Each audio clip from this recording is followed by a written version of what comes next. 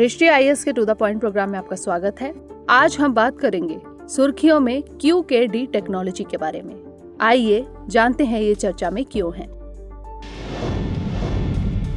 हाल ही में DRDO ने QKD technology का प्रयोग करते हुए अपनी 2 प्रयोगशालाओं के बीच सफलतापूर्वक संचार किया है।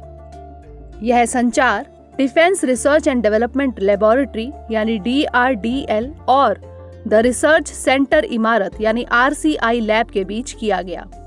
यह टेक्नोलॉजी DRDO के 2 lab, centre for artificial intelligence and robotics यानी CAIR एवं young scientists laboratory quantum technology यानी DYSL-QT ने विकसित की है। आइए जानते हैं QKD टेक्नोलॉजी के बारे में। यह एन्क्रिप्शन कुंजी यानी एन्क्रिप्शन कीज को साझा करने का सबसे मजबूत तरीका है।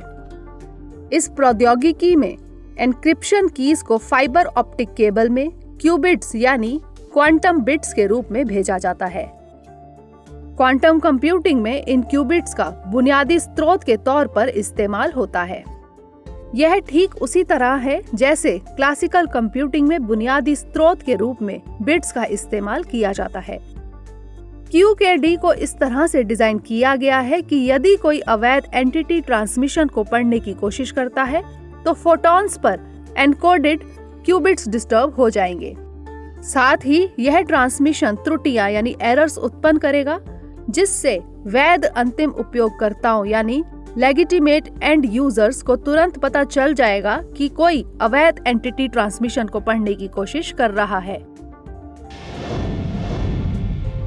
आइए जानते हैं इस तकनीक के लाभ। इस तकनीक के लाभ निम्नलिखित हैं। रक्षा और सामरिक एजेंसियों के बीच सुरक्षित संचार होगा और क्वांटम इंफॉर्मेशन टेक्नोलॉजी के क्षेत्र में स्टार्टअप्स और स्मॉल एवं मीडियम एंटरप्राइजेस को सक्षम बनाने में इस तकनीक से सहायता मिलेगी।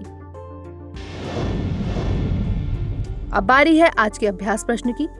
QKD टेक्नोलॉजी के संदर्भ में निम्नलिखित कथनों पर विचार कीजिए। पहला, इसमें एन्क्रिप्शन कीज को फाइबर ऑप्टिक केबल में बाइट्स के रूप में भेजा जाता है।